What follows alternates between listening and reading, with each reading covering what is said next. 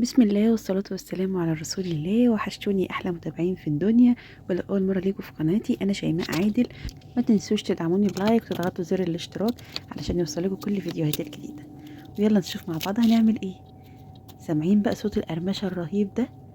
هنعمل النهاردة الفايش بطريقتين: طريقة الفايش الصعيدي بخميرة السمسم، وكمان هنعمل فايش الأفران السريع. تابعوني لآخر الفيديو عشان نشوف هنعملهم ازاي سوا. هنعمل الأول خميرة فايش الصعيد، معايا معلقتين من السمسم ضربهم في مطحنة الخلاط، معاهم معلقتين من السكر، نزلت عليهم في برطمان عندي وحطيت عليهم كوباية كبيرة من اللبن المغلي. لازم اللبن يكون مغلي جدا، ينزل على السمسم في برطمان، واقلبه كويس قوي واغطيه واحطه في مكان دافي. اخد معايا حوالي 48 ساعه، لو في الصيف مش هيكمل معاكي 24 ساعه. وبنعرف ان الخميره بتاعتنا نجحت لما نلاقيها فصلت في البرطمان كده، كونت كتله كبيره في البرطمان من فوق وتحتيه ميه، يبقى كده الخميره بتاعتنا نجحت نبدا نشتغل بيها. حطيتها في بول عندي وحطيت عليها 4 كوبايات من الدقيق، حوالي نص كيلو، ونزلت عليها بمعلقه محلب كبيره هتلاقيها عند العطار.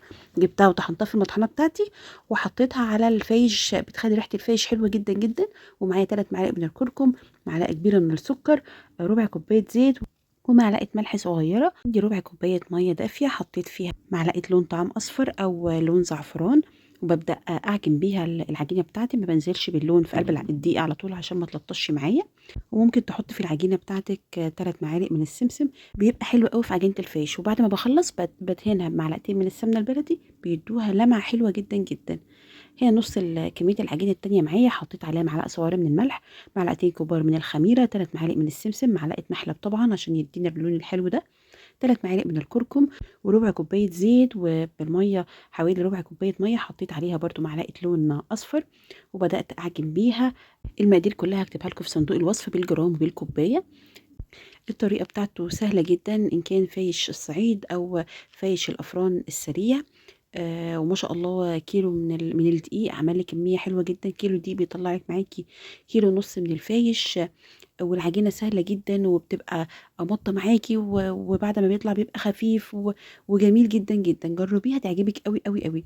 بعد ما طبعا قربت اخلص العجينة بلمها كده بمعلقتين من الزبدة البلدي، بتديها ريحة وقوام حلو ولمعة كده جميلة قوي. بعد كده بحطها في البولة بتاعتي واسيبها تخمر مش اقل من ساعة الا ربع. احنا في الشتاء، ممكن في الصيف تاخد نص ساعة بس. اهم حاجة تخمر معايا وتأكد انها خمرت كويس قوي. حطيتها في البوله، وحطيت عليها الاسترتش راب، وبعد كده بحط عليها فوطه واسيبها في فرن البوتاجاز متغطيه ما بتاخدش وقت معايا. وهنا بعد ما خلصت معايا بقسمها. انا قسمتها في الاول على 4 اجزاء، وبعد كده في جزء قسمته عليهم بقى التلات معايا 3 اجزاء علشان الصاج بتاعي ياخدهم كلهم.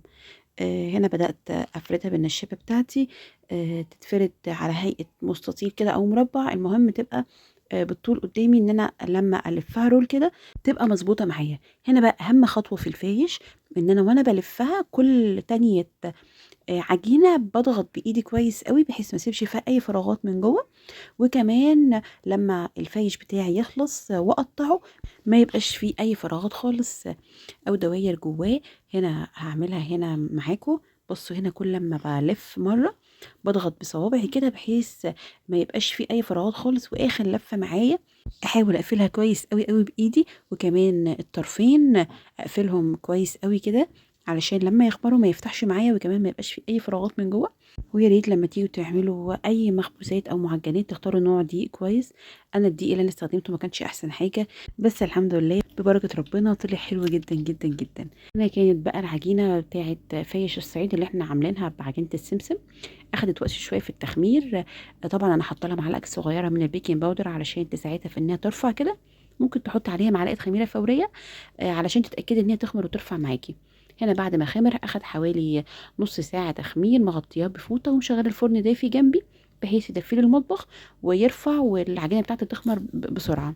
هنا ما شاء الله اللهم بارك دخلته الفرن على درجه حراره 180، بياخد حوالي ساعه الا ربع. انا بسيبه على درجه حراره هاديه، ما بشغلش الشوايه لحد ما اتاكد ان هو استوى من جوه وكمان من تحت اخد لون احمر جميل كده. ببدا اطلعه وياخد معاكي نص ساعه ساعه الا ربع على حسب الفرن بتاعك، بس اهم حاجه يبقى الفرن هادي علشان ما يتحرقش منك، وكمان ما يتلونش كده بسرعه ويخرج من الفرن وهو لسه ما استويش من جوه. بسلكهم كده بالراحه لو لزقوا في بعض، وبتبقى العجينه ما بتبقاش لازقه خالص في الصاج. انا بس الصاج بتاعي سمكه رقيق. لو عندك صاج سمكه تخين شويه، او السيجون بتاعه الفرن التقيله، كل ما الصاج بقى تقيل كل ما العجينه بتاعتك ما لزقتش فيه خالص. وتاني اهم خطوه في عمل الفيش ان هو بعد ما يطلع من الفرن بغطيه بفوطه واسيبه مش اقل من ساعتين. لازم يبرد معايا جدا قبل ما اقطعه عشان العجينه ما تتفرولش معايا، وكمان تطلع مستقيمه كده ومتقطعه كويس. وبسكينه حاميه ببدا اقطعه. ممكن تسيبيه تاني يوم عادي جدا. كل ما بيقعد كل ما العجينه بتاعتك بتبقى هشه وطريه تحت ايديكي، وكمان ما بتتقطعش. ببدا ادخله الفرن يتحمص معايا بقى، دي اخر خطوه فيه. برصه في السيجون بتاعته، بيقعد في الفرن مش اقل من نص ساعه على نار هاديه خالص. ما بشغلش الشوايه علشان ما ياخدش لون بسرعه. بيتحمص براحته خالص. انا بحب احمصه تحميص زياده. بيبقى مقرمش كده وهش من جوه. بصوا ما شاء الله اللهم بارك، وعالي. والعجينتين اللهم بارك نجحوا معايا. ريحه المحلب فيه بتخلي ريحته حلوه جدا جدا. بصوا مقرمش من جوه وهش وخفيف قوي قوي قوي. كل ما تسيبيه في الفرن وهو بيتحمص بيطلع مستوي من جواه ومتحمص من جوه كمان.